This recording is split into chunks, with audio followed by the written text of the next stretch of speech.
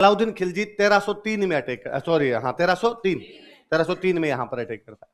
जब उसने 1303 में यहां पर अटैक किया तो अपने यहां किले हमेशा सुरक्षा के लिए बनते। किले किसके लिए बनते? बड़ा कोई युद्ध होगा तो अपने किले के अंदर बैठ जाएंगे और जल्दी से दुश्मन किले को तोड़े। मैंने उस दिन ही आपको कहा था कि अपने किलों की दीवारें देख लो, यदि चौड़ी चौड़ी आपको दीवारें मिलेगी जल्दी से, तो दीवारों को तोड़ा ही नहीं जाता। अच्छा, बाद में एक तरीका और था कि मध्यकाल की अपनी लड़ाइयों का थोड़ा वातावरण चेंज हो गया था। प्राचीन काल में अपने जो लड़ाइयां थी वो सेना सेना के बीच में थी। किसके बीच में? एक राजा की सेना दूसरे राजा से लड़ी, दूसरे राजा को हरा दिया, हरा के या तो उसके कुछ इलाके छीन लिए या उसे थोड़े पैसे ले लिए, फिर वो राजा वापस चला गया। ठीक है, तू राजा बन जा, तेरा वापस, लेकिन आज से हमारी बात मानेगा, हमको टैक्स देगा तू। तो एक राजा पे अपनी अधीनता स्वीकार करवा के वहां से वापस चले गए। सबसे बड़ी बात थी कि यदि कोई राजा हार जाता तो उसकी पब्लिक को तंग नहीं करते। किसको तंग नहीं करते? महिलाओं बच्चों के साथ किसी भी प्रकार का मिसबिहेव नहीं। मध्यकाल वाली लड़ाई में थोड़ा सा अंतर आ गया था। अब अपने दिल्ली से जो भी युद्ध होते, दिल्ली की तरफ से जो भी हमले होते, उनमें जैसे दिल्ली वाला राजा जीतता सबसे पहले पब्लिक को मारता, और पब्लिक को वैसे कि भाई तुम धर्म चेंज कर लो या तुमको ये टैक्स देने पड़ेंगे, वो टैक्स देने पड़ेंगे। महिलाओं बच्चों को उठा के लेके चले जाते। इसलिए किले अपने एक काम और आने लग गए थे, यदि कभी बड़ा युद्ध हो तो बाहर जितनी पब्लिक है उसको किले में शिफ्ट कर लो। यदि कोई बड़ा युद्ध हो और लगे कि यार बाहर की पब्लिक को तंग करेंगे, इसलिए पूरी की पूरी जनता कहां कर लो? किले में शिफ्ट। कभी आप चित्तौड़ का किला देखने जाना, चित्तौड़ के किले में अंदर खेत है। किले के अंदर क्या है? अंदर खेती कर लेंगे। अब तो इतने नहीं है, पहले कहते हैं चित्तौड़ के किले में 84 तालाब थे। कितने तालाब? 84 तालाब, तो समझ गए, पौंड 84 कि मतलब किले में कितनी भी पब्लिक रह जाए तो एक बार तो कम से कम पीने के पानी की तो कमी। अभी भी कहते हैं 22 तो पड़े हैं। पुराने तालाब थे तो मिट मिटा गए होंगे, भर गए होंगे, लेकिन अभी तो 20-22 तालाब मिल जाएंगे। अभी भी आप किले में जो पब्लिक रहती है अंदर, अब भी पब्लिक रहती है, उसके लिविंग फोर्ट है। कैसे फोर्ट है? जिनके अंदर जनता रहा करती थी। और कहते हैं कि मतलब इतने बड़े फोर्ट थे कि 30,000 पब्लिक आराम से रह जाए। कितनी पब्लिक रह जाए? तब इतनी की जनसंख्या हुआ करती। तो जब भी लगता है कि यार बड़ा अटैक होने वाला है तो पूरी पूरी पब्लिक को किले के अंदर शिफ्ट कर लिया करते ना। बड़े अटैक का मतलब क्या कि भाई अपने पास तो सेना 10,000 और सामने से आ रही 1,00,000। अपने पास सेना कितनी? 10,000, सामने से कितनी आ रही है? क्या मतलब है? मरोगे सारे के सारे। वैसे ही दिख रहा है 10,000, बाकी 1,00,000 के सामने लड़ तो नहीं। तो अपने क्या करते हैं कि जब भी यूं बड़ा युद्ध होता लगता है भाई सामने बड़ी सेना आ रही है, अपनी पार नहीं पड़ेगी, तो किले के दरवाजे किए बंद, पब्लिक को पूरी किया किले में शिफ्ट और अंदर बैठ गए। अंदर अपने अनाज भी पड़ा है, अंदर अपने पानी भी पड़ा है। अब जो दिल्ली से आएगा उसको तो अनाज भी चाहिए, पानी भी चाहिए, तो वो कहां से लाएगा? तो दिक्कत आने लग जाती। आके बंदा बैठता और बंदा बैठ कहता भाई किले की दीवार तोड़ेंगे, किले की दीवार तोड़ के अंदर घुसेंगे, किले के गेट खुलवा लेंगे, किसी को पैसे टक्के देके फिर अंदर घुस जाएंगे। कई बार कोई विश्वासघात करता है नहीं, किले के गेट तो कब खुलेंगे? जब किले के अंदर का कोई आदमी क्या कर जाए, गद्दारी। आप किसी को रुपए दो और वो किले के गेट खोल दे, मान लो अंदर कोई गद्दारी करे नहीं तो किले के गेट नहीं, किले की दीवार तोड़ना इतना सरल भी नहीं। तो ज्यादातर टाइम ऐसा होता कि बाहर से बंदा आया, 1-2 महीने बैठा रहा कि यार अब टूट जाएगा दरवाजा, अब दीवार टूट जाएगी, फिर फाइनल लगा न तो टूटेगी दीवार न टूटेगा दरवाजा, तो चुपचाप अपना समूह लेके वापस चला गया। तो अपने किले सुरक्षा के लिए काम आते। किसके लिए काम आते? पब्लिक के रहने के लिए काम आते। खूब सारे ये काम करते हैं। लेकिन अलाउद्दीन खिलजी थोड़ा अलग टाइप का राजा। मैंने कहा था कि अलाउद्दीन खिलजी वो राजा जिसने साउथ पे अटैक कर दी। नौरत से साउथ जाना ही टफ हुआ करता उन दिनों में, तो भी वो जाके वहां अटैक करके आ गया था, वहां से धन लूट के आ गया था। गुजरात पे उसने खूब सारे अटैक कर दिए थे। तो चित्तौड़ का घेरा डालता है 8 महीने। कितने महीने तक? 8 महीने तक यहाँ घेरे में बैठा। बीच का किस्सा है, कहानी है, हालांकि उसमें सच्चाई तो कुछ है नहीं, पर बीच का एक किस्सा ये भी है कि अलाउद्दीन यहाँ पर आया, घेरा डाल के बैठ गया, और उस कहानी के अनुसार तो कि अलाउद्दीन यहाँ पे पद्मिनी के लिए आया था। किसके लिए आया था? पर ये हम भी जानते हैं कि पद्मिनी के लिए नहीं आया था, उसके कारण के अलग तरह चक्कर में वो यहाँ पर आया था। तो कहते हैं पद्मिनी के लिए आया, लेकिन थोड़े दिन में उसके समझ में आ गई कि यार न तो किले को तोड़ा जा सकता है, ना ही किले के अंदर घुसा जा सकता है। तो उसको लगा कि पद्मिनी तो मुझे मिलेगी नहीं ऐसे। तो उसने रतन सिंह के पास समाचार भेजा। पद्मिनी के जो पति थे उनका नाम क्या था? रतन सिंह। भाई मैं तुमसे संधि करना चाहता हूँ, मैं तुमसे लड़ाई करना नहीं, और मुझे केवल एक बार पद्मिनी की शक्ल दिखा दी जाए। तो कहा कि ठीक है भाई, तुम खाने के लिए आ जाओ, संधि पे कर लेंगे अपने। उसको खाने पे बुलाया संधि के लिए। ऐसी कहानियां है कि पद्मिनी ऊपर खड़ी हुई, सामने एक शीशा लगा दिया गया, शीशा मिरर्स, शीशा दर्पण लगा दिया गया, उसमें पद्मिनी की शक्ल बन रही थी, नीचे पानी का कुंड था, पानी का एक तालाब था, उसमें छाया पड़ रही थी पद्मिनी की, वो रिफ्लेक्ट हो गया उसमें आ रही थी। अलाउद्दीन को रिफ्लेक्शन दिखाया, ये छाया देख ले। अलाउद्दीन ने छाया देख के भी कहा थैंक यू। पर इस पे तो किसी को हंसी आ जाए ना कि यहाँ है, सामने एक शीशा है, शीशे का नीचे वो छाया बन रही है, छाया को दिखाया जा रहा है, ऐसी कोई भी बातें नहीं। पर है क्या कि भारत में प्रेम कहानियों में लोगों को मजे ही आते हैं, और महिलाओं वाली बातों में लोगों को चटकारे थोड़े ज्यादा आते हैं, है ना। इसलिए ऐसी बातें भारत में इतनी जल्दी पॉपुलर होती है जिसकी कोई हद नहीं। और फिर वही जो मैं उस दिन बता रहा था कि सच जब तक जूते पहनता है, झूठ पूरी धरती का चक्कर या पूरी दुनिया का चक्कर लगा, तो बातें फिर आगे बढ़ते चली जाती है।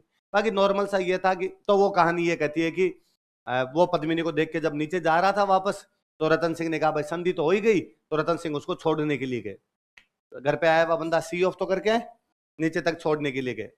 अलाउद्दीन खिलजी गहाग आदमी था, उसमें कमीनापन जगीरा की तरह कूट कूट के भरा हुआ था। जगीरा, जगीरा को जानते हो नहीं जानते? कौन सी मूवी में जगीरा बताओ? देख, चाइना गेट। कौन सी मूवी है? हाँ, चाइना गेट मूवी देखना कभी, उसमें जगीरा है, जगीरा। मेरे दिल को भाया, मैंने कुत्ता काट कर खाया। कि जगीरा से लड़ने की हिम्मत तो जुटा लोगे, लेकिन जगीरा जैसा कमीनापन कहां से लेकर आओगे? तो जगीरा जैसा लड़ तो हर कोई सकता है, लेकिन जगीरा की तरह कमीना कोई भी आदमी, अलाउद्दीन खिलजी वो था, जगीरा था वो, कमीनापन उसमें कूट कूट के भरा हुआ था। और जैसे रतन सिंह उसे छोड़ने के लिए नीचे तक गया, उसने रतन सिंह को पकड़ के गिरफ्तार कर लिया, जो इधर आजा, और समाचार भेजा कि जब तक पद्मिनी नहीं आएगी तब तक रतन सिंह को छोड़ा। ऊपर समाचार पहुंचे, पद्मिनी के लिए कहते हैं कि जितनी सुंदर थी उतनी बुद्धिमान थी। और उसके एक भैया थे, जिन भैया का नाम था गोरा। भैया का नाम क्या था?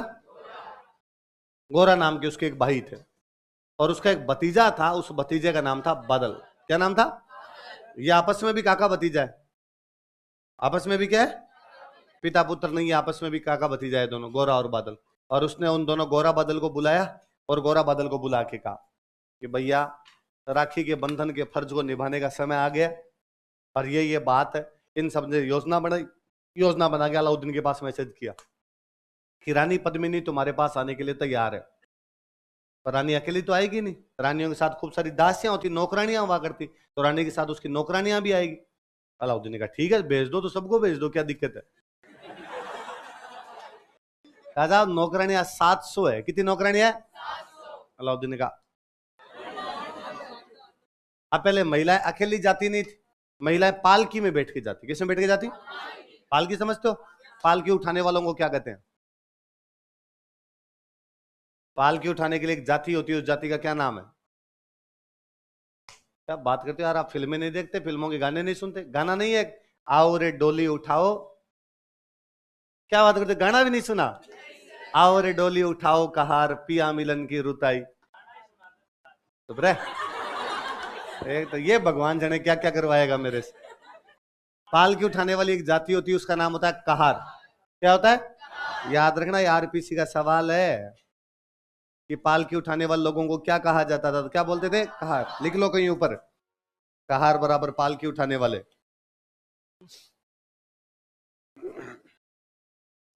पर ये गाना सुनना जाके,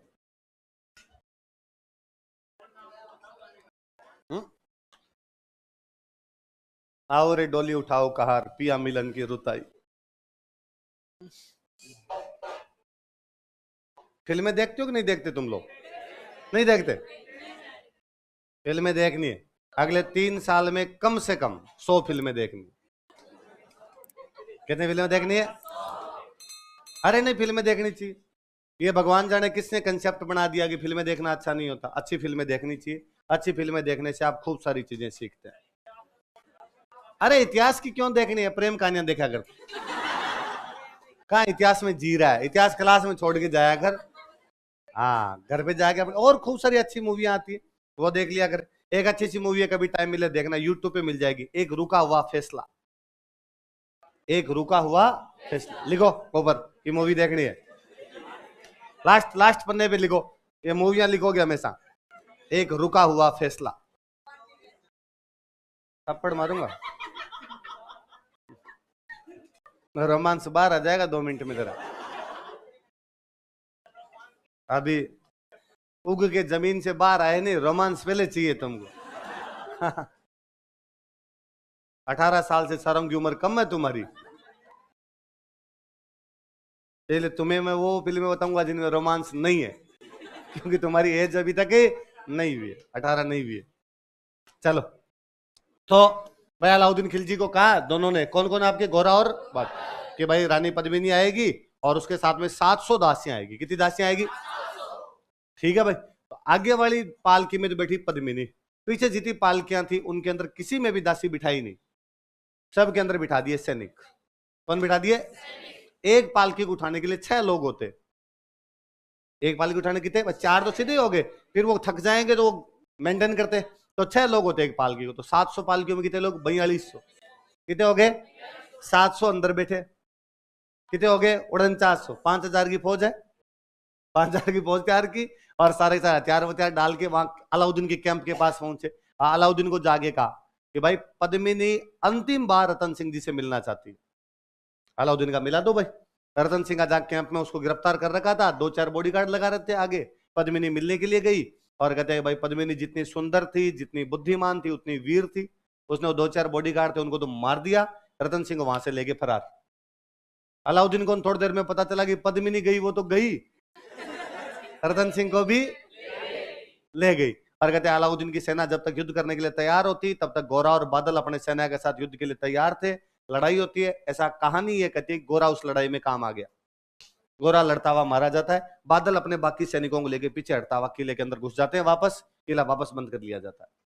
अब अलाउद्दीन खार खा गया। अलाउद्दीन का यार ये तो बेइज्जती है यार, साफ साफ है ना, गजब बेइज्जती है, ऐसी कौन करता है यार। और अलाउद्दीन ने कहा अब तो मैं यहां से जा ही नहीं रहा। अलाउद्दीन ने 8 महीने का घेरा डाला। कितने महीने का? अब 8 महीने तक बाहर बैठा रहेगा, तब अंदर का अनाज खत्म हो गया, कि सारी पब्लिक अंदर है तो खाएगी भी, और इतना अनाज जितना स्टॉक किया था आपने, वो अनाज क्या हो गया आपका? खत्म हो गया। अनाज खत्म होने लग गया, पानी का स्टॉक खत्म होने लग गया। अब क्या किया जाए? अब आपके पास 2 तरीके हैं, एक तो ये कि भूखे प्यासे मर जाओ, दूसरा तरीका सरेंडर कर दो। अलाउद्दीन को दो भाई ठीक है गलती हो गई, जो हो गया वो तो हो गया, अब हम तेरे से क्या कर लेंगे? संधि, तेरे को हम टैक्स दे देंगे। इन्होंने कहा भाई दूसरे वाला तरीका तो अपनाया नहीं जाएगा, भूख प्यास से मरेंगे नहीं, और ये दो एक तरीका है ये कि भाई हम सरेंडर कर दें, हम सरेंडर नहीं करें। तो सरेंडर नहीं करोगे फिर क्या तरीका बचता है? लड़ाई। तो लड़ाई में तो मरोगे। 10,000 फौजी 1 लाख के सामने जाएंगे तो किसी भी तरीके से लड़ लेंगे तो भी मरे। आप अकेले कितने भी बहादुर हो, लेकिन 10 का मुकाबला तो मरेंगे तो मरेंगे, कम से कम सरेंडर तो नहीं करेंगे। और आज अलाउद्दीन को दिखा देंगे कि हम यदि 10,000 मरेंगे तो अलाउद्दीन के भी 50-60 लेके मरेंगे, 20-30-40 जितने मारे जाए उतने मारेंगे और मार के मरेंगे, ताकि इनको भी नुकसान हो। ऐसी जो लड़ाइयां होती जिनमें ये पक्का होता कि अगले का जीतना पक्का है और अपना हारना पक्का, ऐसी लड़ाई जिनमें पक्का होता कि अपने मरेंगे, जिंदा रहने की कोई भी नौबत आएगी नहीं, पक्के पर कोई सूरत नहीं है कि जिंदा रहेंगे, सारे के सारे मरेंगे, फिर भी लड़ाई करने के लिए जाते, ऐसी लड़ाइयों को बोलते हैं साका। क्या बोला करते? साका बोलते। साके का मतलब ये है कि जो आन बान शान के लिए लड़ाइयां की जाती, अंतिम। अब जो कुछ है वो आज अपना अंतिम युद्ध है, पर आज अपने तो मरेंगे लेकिन दुश्मन को भी बता के जाएंगे कि हम क्या चीज है। पर आप 10,000 आदमी, 5,000 आदमी, 7,000 में जितने भी जा रहे हो बाहर जाके मरोगे पक्का है, मरोगे तो आपका पीछे परिवार तो रह गया। और मैंने बताया था मध्यकाल वाली लड़ाई में दिल्ली से जो भी आक्रमणकारी आ रहे थे सबसे पहले निगाह महिलाओं पे होती कि महिलाओं को उठा के ले जाओ, तो ये तो महिलाओं को उठा के ले जाएंगे। ये बहुत ही बुरा सा माना जाता है कि यार इस प्रकार से अपने घर की महिलाओं को उठा के ले जाएंगे। अब क्या किया जाए? तो मध्यकाल में अपने यहाँ पर एक नई चीज आई, और महिलाएं उस लड़ाई से पहले अपने आप सारी अग्नि जला के उस आग में बैठ जाती। इसको बोला करते जोहर। क्या बोलते? और महिलाएं ये मानती कि कोई दूसरा आदमी हमारे शरीर के हाथ लगाए, उससे अच्छा तो मर ही जाए। ऐसी जिंदगी जी के क्या करना जिसके अंदर हमें दिल्ली ले जाके बेच देंगे, सेक्स स्लेव बना के रखेंगे, कहीं पे नौकरानियां बना देंगे, किसी भी आदमी के साथ भेज देंगे। इससे अच्छा है जब पति मर रहा है, बाकी परिवार वाले मर रहे हैं, तो मैं भी जिंदा रहेगी क्या करूंगी। और अब मेरे को नहीं जिंदा नहीं रहना चाहिए, मुझे मेरी आन बान शान की रक्षा कर लेनी चाहिए, और महिला अपने आप अग्नि में भिड़ जाया करती। इस व्यवस्था को बोलते जौहर। क्या बोलते? तो महिलाएं क्या कर लिया करती। अब एक कोई फौजी है, उसकी पत्नी ने, उसकी माँ ने जौहर किया, उसके सामने जौहर किया, वो जानता है कि इसने जौहर क्यों किया है, क्योंकि ये जानती है कि मैं तो बाहर जाते हुए लड़ता हुआ मारा जाऊंगा, परिवार में कोई बचेगा नहीं जो इनको बचा सके, इसलिए इसको क्या करना पड़ रहा है? जौहर। मैं भी अब बाहर जाऊंगा और बाहर जाते हुए लड़ता हुआ मारा जाऊंगा। किसकी वजह से? जो बाहर दुश्मन खड़ा उसकी वजह से। उस दुश्मन की वजह से मैं मरूंगा आज, वो जो दुश्मन खड़ा उसकी वजह से मेरे पूरे परिवार की महिलाओं को जलना पड़ गया। अब उस बंदे का गुस्सा ज्यादा होगा कम होगा? फिर उसको लगता था कि बाहर वाले कच्चा खा जाऊं मैं, भले मेरे 10 गोलियां लग जाए पर इसको तो मैं जिंदा नहीं छोड़ूंगा। ये जो अब वो जोहर होने के बाद वो आदमी सारे युद्ध करने के लिए बाहर जाते केसरिया कपड़े पहन के। कैसे कपड़े पहन के? केसरिया का मतलब ही था अंतिम युद्ध। ये वीरता का प्रतीक है। आजकल वीरता दिखानी है अपने को, युद्ध जीतना भाई जीत ही नहीं सकते। कैसे जीतोगे? ऐसी जो भी लड़ाइयां होती जिनमें लगता है कि जीत सकते हैं उनमें साका करते ही नहीं, उनमें किला बंद करते ही नहीं, उसमें जाके लड़ते। जहां भी ये होता कि अपने 10,000 सामने वाले 20,000 भी है तो युद्ध में लड़ेंगे। किले तक आने ही मत दो, उससे पहले रोक लेंगे। किले तक सेना आ गई दुश्मन की, इसका मतलब है दुश्मन के पास भयंकर सेना है और अपने पास उसके मुकाबले में कुछ भी सेना, तो कहते भाई किला बंद करके अंदर बैठ जाओ। तो पुरुष केसरिया कपड़े पहन के बाहर जाते और बाहर जाते हुए लड़ाई करते। इसको बोलते केसरिया। क्या बोलते? तो अंतिम युद्ध जो अपने आन बान शान की रक्षा के लिए, अपने ऑनर के लिए, अपने जो प्राइड के लिए जो युद्ध किए जाते उन युद्धों को क्या बोला जाता? साका। साके के अंदर दो चीज होती, एक तो था जोहर, एक क्या होता? केसरी। महिलाएं तो क्या किया करती? जोहर। और पुरुष क्या किया करते? पहले जोहर हुआ करता था, बाद में क्या हुआ करता? तो वो बीच वाली तो वो कहानी बनाई हुई है, बाकी सीधा सीधा सा ये था। अलाउद्दीन खिलजी यहाँ आता है, किले का 8 महीने तक घेरा डालता है। कितने महीने तक? 8 महीने घेरे के बाद किले का अनाज खत्म हो गया, किले का पानी खत्म हो गया। अब लगा कि अपनी पार नहीं पड़ेगी तो अपने आप क्या कर लेते हैं? साका। साके में एक होता है जोहर, एक क्या होता है? केसरिया। तो महिलाओं ने क्या कर लिया? जोहर। और पुरुषों ने क्या कर लिया? महिलाओं की रानी कौन है? पद्मिनी। तो पद्मिनी जोहर करेगी। और कहते हैं पद्मिनी के साथ में 1600 महिलाओं ने जोहर किया था। कितनी महिलाओं ने जोहर किया था? अच्छा, केसरिया पुरुष करेंगे। पुरुष राजा कौन है आपका? रतन सिंह। तो राजा रतन सिंह ने क्या कर लिया? केसरिया। और इसके जो मुख्य सेनापति थे दो, उन सेनापतियों के नाम थे गोरा और बादल। क्या क्या नाम थे? गोरा और बादल। और जोहर और केसरिया दोनों को मिला के क्या बोलते थे? साका। क्या बोलते? तो चित्तौड़ का पहला साका कब होता है? 1303। किसके आक्रमण के टाइम? अलाउद्दीन खिलजी। रानी पद्मिनी क्या करती है? रतन सिंह क्या करता है?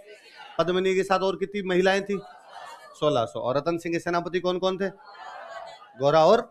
अच्छा, रतन सिंह लड़ता हुआ मारा गया, पद्मिनी ने ये सब महिलाएं क्या कर गई? जोहर। तो अलाउद्दीन खिलजी ने किले पे क्या कर लिया? कब्जा। अलाउद्दीन खिलजी कब्जा करता है 25 अगस्त 1303। अब उसको भयंकर नुकसान हुआ था। एक तो 8 महीने से यहाँ बैठा था तो परेशान था, फिर उसको युद्ध में बहुत सारे सैनिक मारे गए। उसे इतना लगा ही नहीं था कि इतना बड़ा नुकसान हो जाएगा, तो खार खाया हुआ तो था। तो उसे लगा कि मैं किले में जाऊंगा और किले में जाते राजा के परिवार की महिलाओं को उठा के ले जाऊंगा। लेकिन अंदर आया तो कोई था ही नहीं, पूरा किला साफ पड़ा, एकदम राख उड़ रही है किले के अंदर और कुछ है ही नहीं। पर किले में जनता बैठी थी, जिस जनता का लड़ाई से कोई भी लेना देना। मैंने बताया था पहले युद्ध केवल सेना के बीच में होते थे, जनता कोई भी परेशान। अब अलाउद्दीन को गुस्सा आ ही रखा था, उसने उस जनता को बाहर निकाला, बाहर निकाल के सबको काट दिया। ऐसा कहते हैं कि चित्तौड़ में लगभग जनसंख्या 30,000 के आसपास थी। कितने के आसपास थी? तो उसने चित्तौड़ में कितने लोग कटवाए? 30,000 लोग। महिलाओं को और बच्चों को उठा उठा के ले गए, दिल्ली ले जाके बेच दिया, पुरुषों को काट कूट के यहाँ पे फेंक दिया गया। कुल मिला के चित्तौड़ को बर्बाद कर दिया। राजा मर गया, रानी मर गई, उनके साथ की महिलाएं मर गई, आम पब्लिक बैठी थी वो भी क्या हो गई? बर्बाद। पूरा एकदम बर्बाद किया। चित्तौड़ पे कब्जा हो गया पर उसका। अब मैंने बताया था चित्तौड़ किस लिए जरूरी है। चित्तौड़ इसलिए जरूरी है कि एक तो सुरक्षा के लिए बहुत अच्छा किला है, दूसरा उससे भी बड़ी बात, दिल्ली से मालवा और दिल्ली से गुजरात वाला रास्ता चित्तौड़ के बीच से जाता है। पर यदि आपको मालवा और गुजरात के ट्रेड पे कंट्रोल करना है तो आपको कहां पे कब्जा करना पड़ेगा? अलाउद्दीन चाहता है कि इस किले पे कब्जा किया जाए। अब इस किले पर जब कब्जा हुआ तो ये किला कितना उपयोगी रहा होगा, कितनी यूटिलिटी रही होगी कि अलाउद्दीन अपने बेटे को यहाँ का राजा बनाया, अपने बेटे को ये किला दिया कि तू संभाल यार मेरी तरफ से। और किसी को देंगे तो क्या पता सही संभाले कि नहीं संभाले। और बेटे का नाम था खिजर खान। क्या नाम था? कौन है खिजर खान? अलाउद्दीन खिलजी का। अच्छा, अलाउद्दीन ने तो चित्तौड़ को क्या कर दिया था? बर्बाद, पूरा बर्बाद कर दिया। और बर्बाद करके किसको सौंपा? खिजर खान को। अब इसका मतलब है चित्तौड़ को वापस सुधरवाने की जिम्मेदारी किसकी है? खिजर खान। अब चित्तौड़ को वापस आबाद कौन करेगा? खिजर खान। तो खिजर खान चित्तौड़ को आबाद करेगा, इसलिए चित्तौड़ का नाम रखा खिजराबाद। क्या नाम रखा? सुनना फिर लिखना आप। चित्तौड़ का नाम बदल के क्या किया गया? वाई खिजराबाद। खिजराबादी क्यों किया? क्योंकि खिजर खान को आबाद करना है। खिजर खान क्या करना है? मैंने तो क्या कर दिया? इसको बर्बाद। अब मेरा बेटा इसको क्या करेगा? आबाद। आबाद समझ गए? वापस यहाँ पे लोगों को बसाएगा, आबादी। मैंने लोगों को मार दिया, यहाँ लोगों की वापस आबादी कौन बसाएगा? मेरा बेटा खिजर खान। अब लोगों का ध्यान कौन रखेगा? मेरा बेटा खिजर खान। तो अब वो बर्बाद हुए को आबाद करेगा, खिजर खान आबाद करेगा, तो खिजर का आबाद क्या कहलाया? है ना। कई बार यूं ही अपने पढ़ते रहते हैं कि भाई चित्तौड़ का नाम बदलकर खिजराबाद कर दिया था। कोई पूछे खिजराबाद क्यों कर दिया? तो खिजर खान को दे दिया, तो खिजर खान को दे दिया। खिजराबाद कहां से? तब याद रखना, आबाद। आबाद आबाद समझ गए कि भाई अलाउद्दीन ने क्या कर दिया था? बर्बाद। खिजर खान क्या करेगा? इसको आबाद। इसलिए चित्तौड़ का नाम क्या है? तो कोई रट्टे मारने की आवश्यकता नहीं कि चित्तौड़ का नाम खिजराबाद कहते, स्वाभाविक बात है। खिजर खान आबाद करेगा तो नाम क्या होगा इसका? खिजराबाद। अच्छा, फिर अपने को क्या पता खिजराबाद किया था कि नहीं किया था? अपने पास क्या प्रूफ है इसका? तो हम कहते हैं चित्तौड़ के किले में एक दरगाह बनी हुई है। चित्तौड़ किले में क्या बनी हुई है? दरगाह। समझते हो?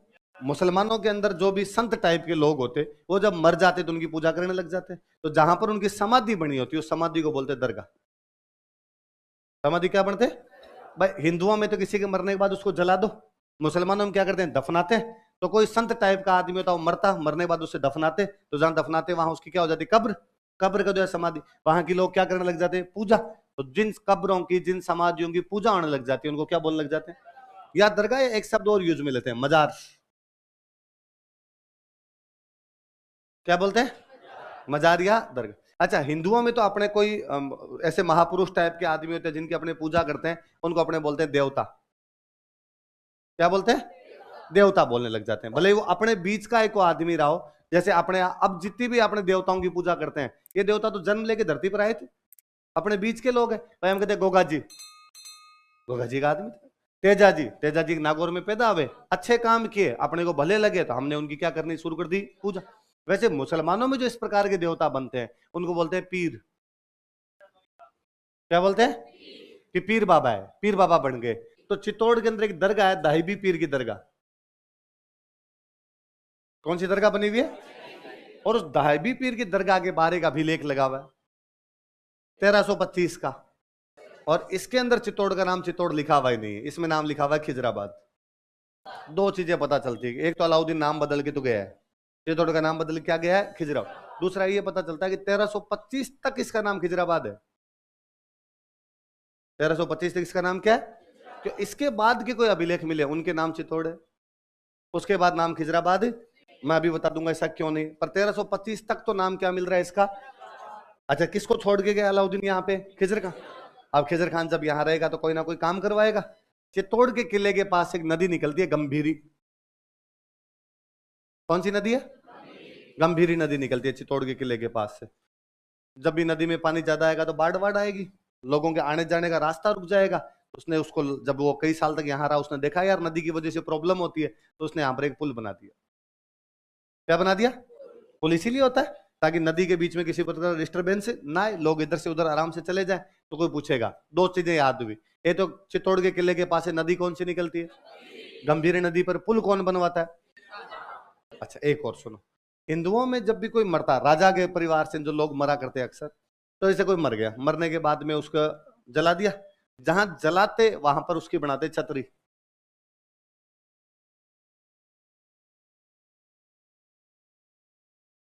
क्या बनाया करते? जैसे छतरी होती है, पिलर खड़े किए, ऊपर छत बना दी, चबूतरा, चबूतरे के ऊपर पिलर, पिलर के ऊपर क्या बना दी? छत। अब इसका मतलब है कि फलाना आदमी यहां पर जलाया गया था। तो थोड़े बड़े पैसे वाले लोग होते, या राजा महाराजा के परिवार का कोई होता, राजा मर गया, राजा का भाई मर गया, राजा का बेटा मर गया, तो राजा वहां पर एक छतरी बना देता, लिखवा देता भाई यहाँ मेरे इस बेटे को दफनाया, इस बेटे को जलाया गया था। हिंदुओं में तो क्या बन जाती? छतरी। मुसलमानों के अंदर जहां बंदा मरता था उसके ऊपर मकान बनाते। क्या बनाते? मकान। भाई उल्टी व्यवस्था। देखो, हिंदू ऐसा मानते हैं कि आदमी मरा और मरने के बाद में आदमी जला दो उसको, क्या कर दो, और हमेशा कहते हैं कि शरीर मरता है, आत्मा कभी भी मरती। आत्मा क्या करती है? आत्मा तो एक रूप से दूसरे रूप में ट्रांसफर, अगला जन्म हो जाता है। आत्मा क्या हो जाता है? अब वो जैसे आपने कर्म किए उनके अनुसार जन्म हो जाएगा। हो सकता है आप चिंटी बनो, हो सकता है आप कबूतर बनो, हो सकता है आप तोता बनो, हो सकता है गाय बनो, हो सकता है गधे बनो, हो सकता है वापस आदमी बनो। तो जैसे आपने कर्म किया उसके अनुसार आपको क्या मिल जाएगा? जन्म। कि जैसे आप मरोगे, शरीर ये जो बाहर दिखाई दे रहा है ये राख है, ये तो क्या हो जाएगा? राख। अंदर की जो आत्मा है इसको ले जाएंगे यमराज। कौन ले जाएंगे? और यमराज बाद में देख लेंगे कि अच्छे काम किए या आपने कैसे काम किए बुरे, उसके अनुसार आपको सजा मिलनी चाहिए या आपको कोई अच्छा फल मिलना चाहिए, कौन सा जन्म होना चाहिए, ये बाद में डिसाइड किया जाएगा। मुसलमान कहते हैं कि ना, ऐसा नहीं होता। मुसलमान कहते हैं कि मरते ही आदमी को नहीं लेके जाते। आदमी मरा, मरने के बाद उसको दफना दो, मरने के बाद उसको, फिर एक दिन आएगी कयामत की रात। किसकी रात आएगी? कौन सी रात आएगी? और उस दिन अल्लाह एक एक बंदे का हिसाब करेगा। उस दिन वो जो समाधियां बनी हुई है, जो वो कब्रें बनी हुई है, क्या बनी हुई है? कब्र। हर आदमी को दफनाए तो उसकी क्या बनी हुई है? कब्र। तो उस कब्र में से एक एक आदमी को निकाला जाएगा। 12 रिकॉर्ड बताओ भाई, क्या रिकॉर्ड है? तो उसका रिकॉर्ड चेक किया जाएगा कि साहब 1000 पाप और 3 पुण्य है ना, या उल्टा कि साहब इसके तो 1000 पुण्य और 3 पाप। तो किसको जन्नत मिलेगी और किसको जहन्नुम मिलेगा? किसको जन्नत मिलेगी और किसको? हिंदुओं का जो स्वर्ग है मुसलमानों के लिए उसे क्या बोलते हैं? जन्नत। हिंदुओं में जिसको नरक कहते हैं, मुसलमानों में उसे क्या कहते हैं? जहन्नम। तो कहते हैं जहन्नुम में चला जा, मतलब किस में चला जा? नरक। नरक में चला जा। आप लोग किसी बंदे कहते हैं अरे भाई साहब जन्नत है तुम्हारे तो आजकल, इसका मतलब तुम किसकी बात कर रहे हो सर? तो कयामत की रात आएगी, कयामत की रात को एक एक बंदे का क्या किया जाएगा? हिसाब। कयामत की रात तक ये यहीं पर सोया रहेगा, तब तक इसका हिसाब नहीं हो। अब तब तक नहीं होगा, इसका मतलब तब तक बंदे को संभाल के रखो। तो संभाल के कैसे रखें? तो इसकी क्या बना दो? कब्र। क्या बना दो? कब्र। राजा महाराजाओं के कोई मरता तो कब्र के ऊपर कमरा बना देते, भाई मरने के बाद में जरूरत पड़े इसको, तो क्या बना दो? इसके कमरा। उस कमरे को बोलते मकबरा। उस कमरे को क्या बोलते? तो हिंदुओं में किसी के मरने के बाद उसके ऊपर क्या बनाते? छतरी। और मुसलमानों में किसी के मरने के बाद उस पर क्या बनाते? क्या बनाते? एक बादशाह हुआ शाहजहां। बादशाह कौन हुआ? उसकी एक रानी थी, उसका नाम था मुमताज महल। क्या नाम था? वो मरी तो मकबरा बनाया, मुमताज महल का मकबरा। क्या बनाया गया? मुमताज महल का फिर लोगों ने कहा इतना बड़ा नाम किससे आए? तो कहा मकबरा तो हट गया, ये क्या है? ये मुमताज महल है, या मुमताज महल दफनाई हुई है। फिर लोगों ने मुंह मटा दिया, लोगों ने कहा ये ताजमहल है। क्या है? आजकल लोगों ने महल हटा दिया, आजकल लोग क्या कहते हैं? क्या है? ताज। मुझे लगता है थोड़े दिन में जय हटा देंगे। क्या है कि ता है ता, क्या कहने लग जाओगे उसको? तो भाई साहब वो मुमताज महल का मकबरा है। किसका मकबरा? वो मुमताज महल का मकबरा। तो हिंदुओं में तो बनती छतरियां और मुसलमानों में क्या बनते? मकबरे। मकबरे समझ जाओगे, याद रह जाएगा। कोई कमरा बनाते, उस कमरे को क्या बोला करते थे? मकबरे। खिजर खान जब यहाँ चित्तौड़ बैठा था तो खिजर खान के परिवार का कोई बंदा मर गया। खिजर खान के परिवार कोई बंदा मर गया तो उसको यहाँ पे दफनाया होगा, दफनाया तो उसका यहाँ पे क्या बना दिया? मकबरा। तो खिजर खान अपने यहाँ चित्तौड़ में एक तो गंभीर नदी पर क्या बनवा के गया? पुल। और एक और क्या बनवा गया? यहाँ पे मकबरा। अभी एक अपने महिला को बुकर मिला था, बुकर पुरस्कार, बुकर प्राइज। अरे लिटरेचर का बहुत बड़ा प्राइज होता है। कौन सा पुरस्कार होता है?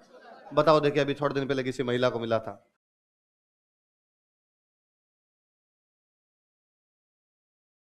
किसको मिला? गीतांजलि। किसको मिला था? गीतांजलि श्री। क्या नाम था महिला का? दोबारा बताओ, क्या नाम था?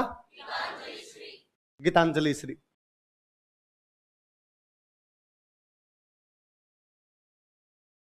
क्या नाम था महिला का? उनकी जिस बुक को मिला था उस बुक का नाम था रेत की समाधि।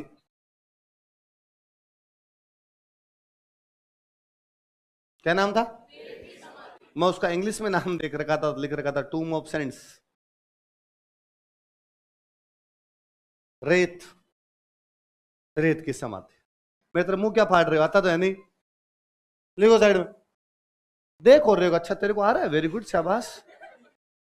मेरे तेरे मुंह फाड़ रहे हो, साइड में लिख लो बुकर पुरस्कार। बीच में मत लिखना, खिजर खान के बीच में मत कर देना, फिर लगेगा खिजर खान की लुगाई बहन कौन है क्या है, अलग से लिखना। भाई हमेशा कोई भी काम होता है ना वो राजा के नाम से होता है। कोई भी काम किसके नाम से होता है? राजा के नाम से होता है। भाई हम कहते हैं कि पाकिस्तान को तोड़ के एक नया देश बना बांग्लादेश, किसने बनाया? इंदिरा गांधी।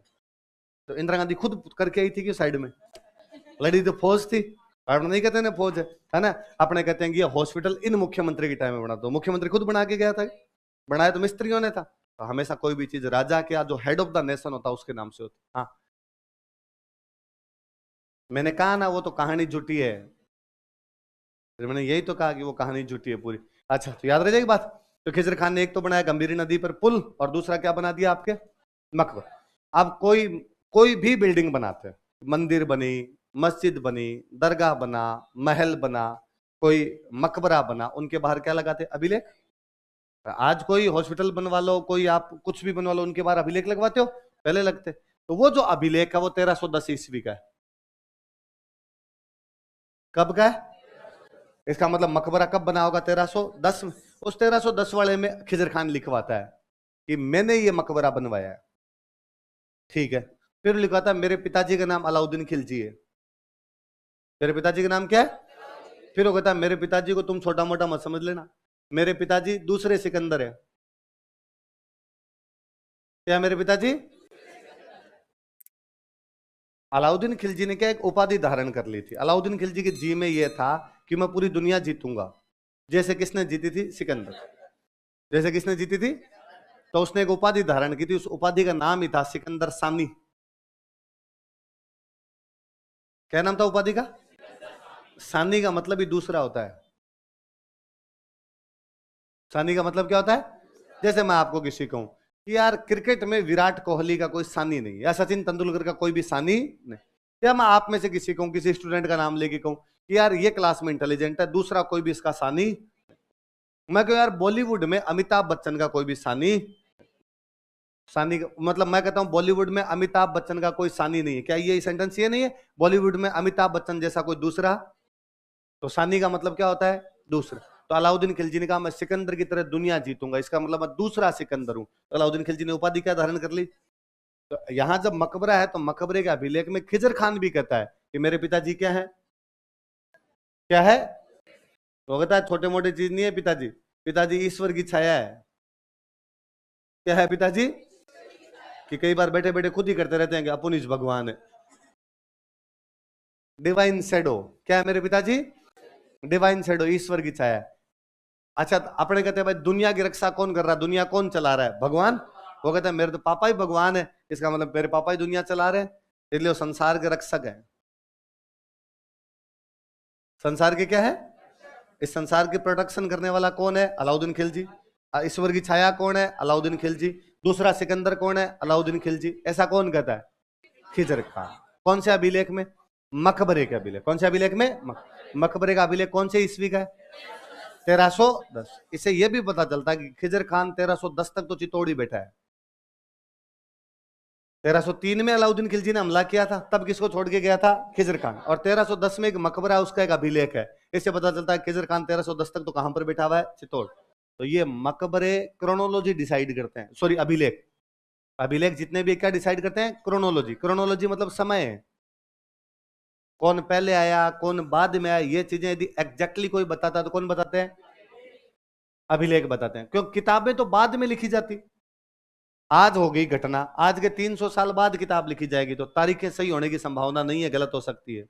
लेकिन मकबरे का अभिलेख या मंदिर का अभिलेख या किसी का भी अभिलेख तो हाथों हाथ लगाया गया, हाथों हाथ लगाया गया, उसमें जो चीजें लिखी हुई है वो ज्यादा सही होने की संभावना है। उनके अंदर मिलावट क्या होगी? कम होगी, या उसमें मिलावट नहीं होगी। अब कोई अचानक कोई आपसे पूछ ले कभी, क्या राजस्थान में एक जगह से अलाउद्दीन खिलजी को दूसरा सिकंदर, ईश्वर के चार संसार का रक्षक बताया गया, वो जगह कौन सी है? तो अपने पढ़ लिया चित्तौड़, है ना। पर एक बार अपने अचानक आप किसी आदमी से पूछ लो तो उसके दिमाग में आता है यार राजस्थान में तो अलाउद्दीन खिलजी ने अटैक किए थे, राजस्थान में तो अलाउद्दीन खिलजी लोगों को मार के गया था, इसलिए राजस्थान में ऐसा अभिलेख कैसे हो सकता है इसमें अलाउद्दीन की तारीफ हो? पर अपने वो ध्यान में रहेगा तब कि नहीं भाई, चित्तौड़ में उसका बेटा रह के गया था, और बेटा तो बाप के बारे में ढंग की बातें लिखवाएगा। आपकी मान डाकण कुणुक है?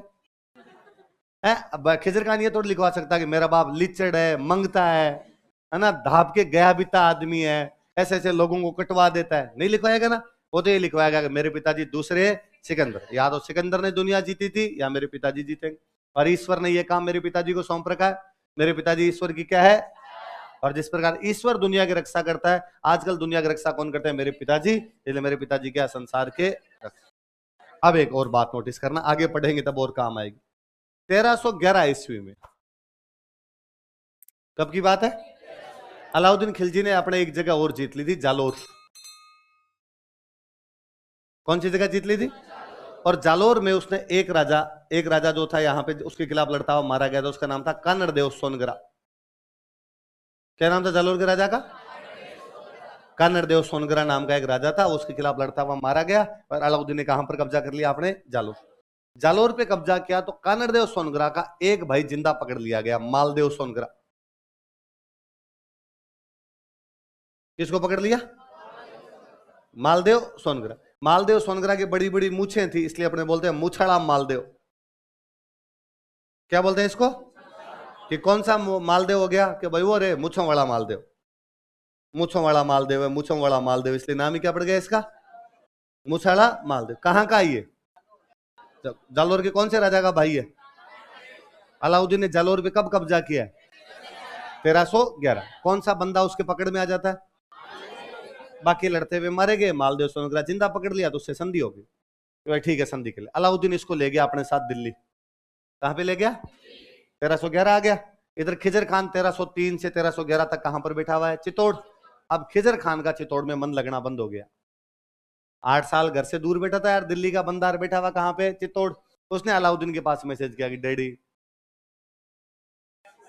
कितने दिन हो गए मेरे को कहां पर बैठे हुए? चित्तौड़। और मुझे दिल्ली की याद आ रही है, मेरा दिल तो वहां पड़ा है, मेरे सारे फ्रेंड तो वहां पर है, घर तो वहां पे, शॉपिंग भी करनी है, कितने दिन हो गए। यहाँ चित्तौड़ में तो अच्छी शॉपिंग का जगह भी कोई नहीं, इसलिए प्लीज अब मैं दिल्ली आना चाहता हूँ पिताजी, खूब दिन मेरे को हो गए, वापस दिल्ली बुला लो। तो पिताजी ने कहा ठीक है आजा चित्तौड़ वापस, दिल्ली वापस आजा चित्तौड़ से। तो पिताजी चित्तौड़ किसको दे के आऊं? तो कहा मैं एक काम करता हूँ, मैं एक अंकल को भेजता हूँ, इन अंकल को चित्तौड़ की चाबियां दे दे और तू आ जा। मुझे क्या पता अंकल कौन है, कि अंकल की बड़ी बड़ी मूछें हैं। अंकल क्या बड़ी बड़ी मूछें? तो कौन से अंकल भेजे गए? मूछड़ा मालदेव, जिसका वास्तव में नाम क्या था? जो कौन से राजा का भाई था? कानड़देव सोनगरा। कहां का था?